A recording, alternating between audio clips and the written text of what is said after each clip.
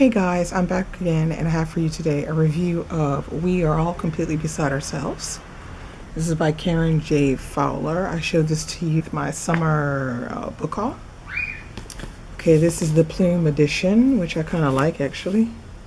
Kind of cute. Okay, now, I read you the back of the book and I think people keep saying that this is a spoiler, but it's not a spoiler because when this book came out, a lot of people knew exactly what it was about. They knew somewhat what it was about it. And that part is not a spoiler. Sorry, it's just not. The book, of course, is much more than what's just written on the back of the book, which I read to you last time. And I must say the book is, a lot more than that. It's basically the story of a dysfunctional family. And the dysfunction happens pretty much in this family from the moment when Fern, the chimpanzee, enters the family household and becomes a member of the family. Now, Fern is basically the focal point of the story, but yet the story is being told from the point of view of the daughter, Rosemary Cook. Rosemary Cook is highly intelligent, very witty, very painful to read sometimes. You can tell that she is bottling up lots of fear and anxiety and problems from her past. Now, the whole family is dysfunctional in a way is because basically the book is talking about communication and language. And it's really funny because the focal point of the book is everything is revolving around Fern. All of the members of the family are communicating with Fern, but they're not communicating with each other anymore. And that's where things become very problematic because that's where you have a complete breakdown of the family unit. Now, the book is, like I said, told from the point of view of Rosemary, and Rosemary basically tells the story as if though it's a puzzle.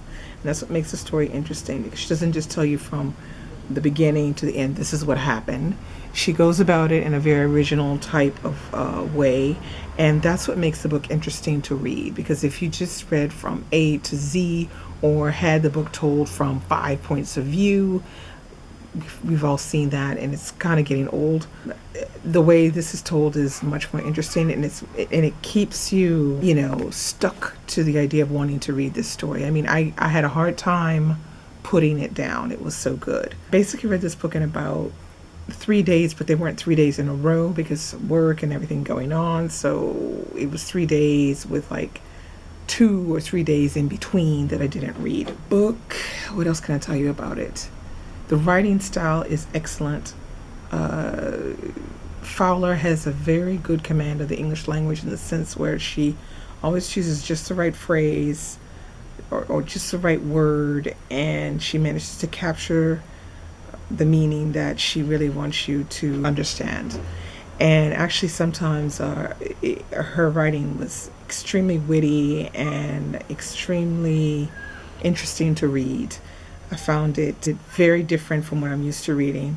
The voice of Rosemary is a voice that is easy to enjoy and want to know more about. What else can I tell you about the story? It's a very emotional story.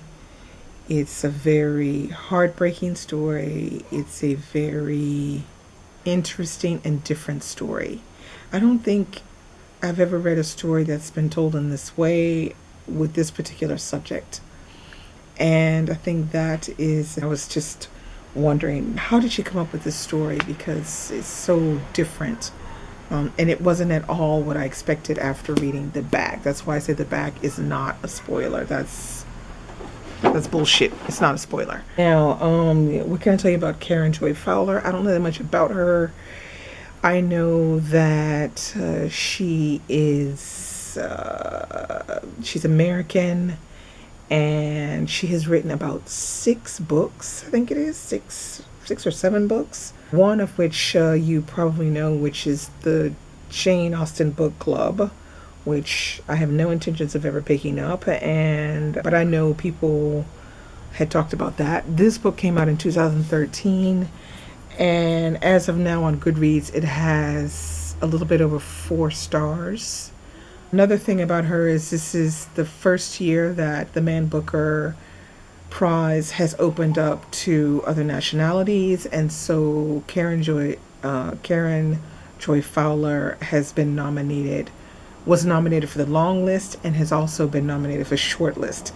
So I'm really excited about that because I think the power of this book, she has all the possibilities of actually taking home the Man Booker, but I'm saying that not having read all the other books on the short list.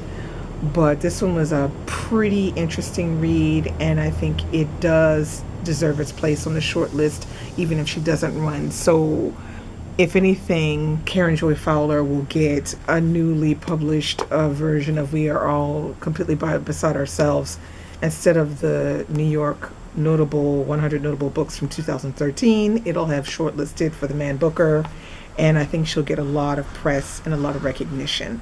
As you can see, I have a lot of tabs because there was a lot of things that I found, very interesting and wanted to remember and wanted to look back at. Now, I have written a blog post on this because I just couldn't resist. So if you want to know more about what I think, you can go over to WordPress, but I've put the link below to the blog post.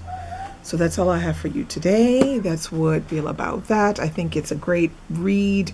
I'm giving it a big 5 stars because it is a 5-star read. It has everything in it, and it is perfectly written. There was nothing for me that was out of place. It really is the perfect read. 5 stars for me. At the moment, I'm reading Sweet Tooth because my book club is meeting up on Saturday, and I have to have this big boy finished, and I'm only like page 35 eesh. So I kind of need to get to this one. So that's what I'm reading at the moment. So link below and tell me if you've read We're All Completely Beside Ourselves and how you liked it. If you haven't read it, tell me if you're going to read it. I really strongly urge everyone to pick this one up. It's actually very, very, very good. Now, I may be coming back with some more reviews of the shortlist. Hopefully, I'm going to try to get to at least 1 or 2 other ones before they announce the winner, which I think is going to be in October, if I remember correctly. So yeah, that's all I have for you today. Bye-bye.